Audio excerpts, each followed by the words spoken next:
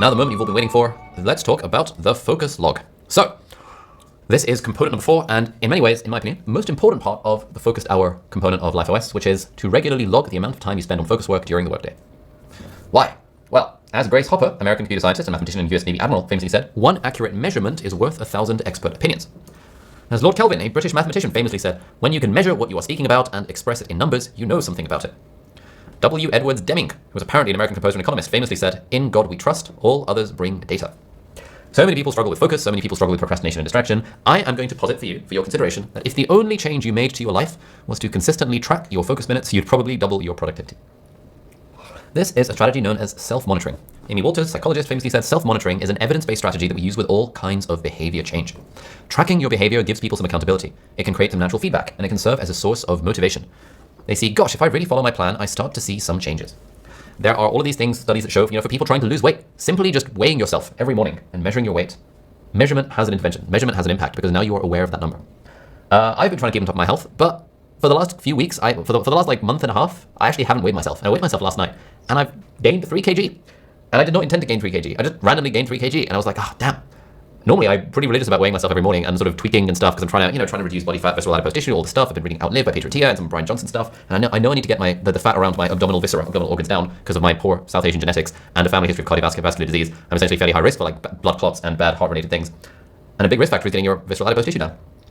And when I weigh myself consistently, my weighing scale has a visceral adipose tissue kind of reading. It's a bit sus, but I can generally keep an eye on it. And I can tweak things like, okay, cool, weight's going up a bit. Let's cut down on the flat whites and replace them with black Americanos. Let's skip breakfast, intermittent fasting, etc. And I just forgot to weigh myself for a whole month. And then boom, 3 kg gained. What the hell? It's just unfair. But it shows the power of self-monitoring and just creating a natural feedback loop.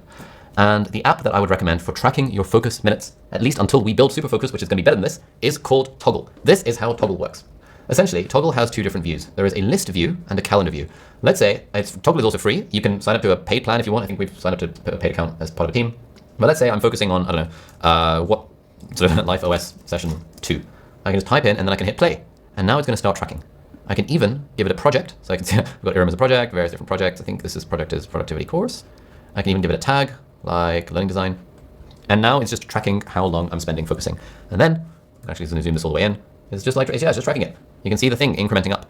And if I've forgotten to start it, I can just be like, you know what, actually I started this at 11:18, and it will just automatically adjust on the fly. So sometimes if you do forget to start it, I get annoyed when I forget to start it. I'll just sort of retroactively be like, oh, I started around 11:18, but I try not to fiddle with it too much.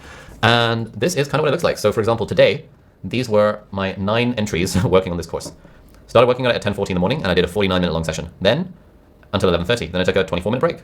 Probably to use the bathroom, I suspect. And then 54 minutes. And then it was 12:48, and we went for lunch, and then I went for a run after lunch to get my energy back up. Then from 3:07 to 4:11, I did an hour and 3 minutes working on these slides, and then took a 9-minute break, and then another 58 minutes, and then took a 21-minute break, and then another hour and 3 minutes, and then another 32 minutes, 16 minutes, 48, 13 minutes. So today, so far, from 10:40 to 9:24 p.m., I have clocked in 6 hours and 40 minutes of non-stop focus on these slides. So I hope you appreciate the amount of time and effort going into these slides.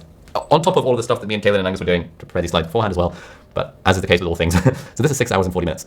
Earlier this week, or was it yesterday, an hour of filming for socials, 44 minutes to write my newsletter, 21 minutes to finalize the video for the YouTube channel that I intended to film today but didn't quite have enough time, 26 minutes on my morning manifesto, more on that next week, 2 hours and 30 minutes of filming the other day, 1 hour and 18 minutes on this course, 56 minutes on my YouTube channel, 48 minutes, etc., etc. And there's also a calendar view on Toggl, so essentially if I zoom out a bit, it sort of brings in your work calendar, and so you can in fact just create sessions. So if you want, you can use Toggl to track your meetings. So this was the growth meeting that we did. I can hit this button, copy as time entry, and now it's logged as a time entry as well. And I can, put a project on it, which is business, and I can put a tag on it, which is meeting.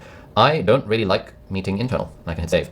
Great, now I've just tracked my meeting time as well. I don't really like tracking my meeting time because I don't view time in meetings as being genuine focus time, and I like to keep an eye on how much time I've actually spent focusing on stuff and doing deep work.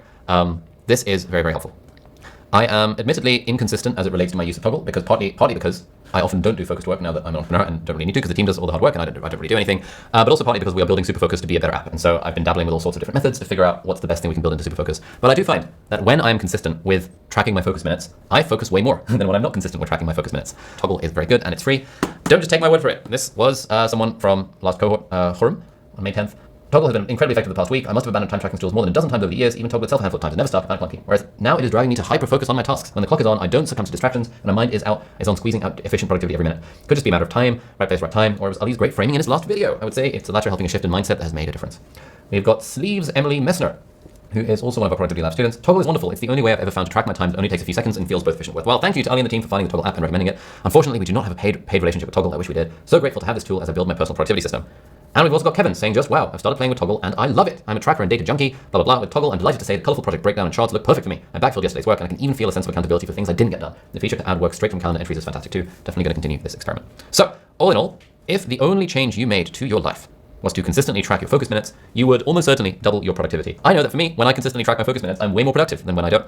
And sometimes I just forget. And it's kind of annoying because I'm like, Whereas Izzy, my wife, and Angus, our general manager, these guys are very like anal about tracking the time in Toggl, and just way more productive than I am, probably. So that is the log. I regularly log the amount of time I spent on focus work during the workday, and we can put that as a little check mark.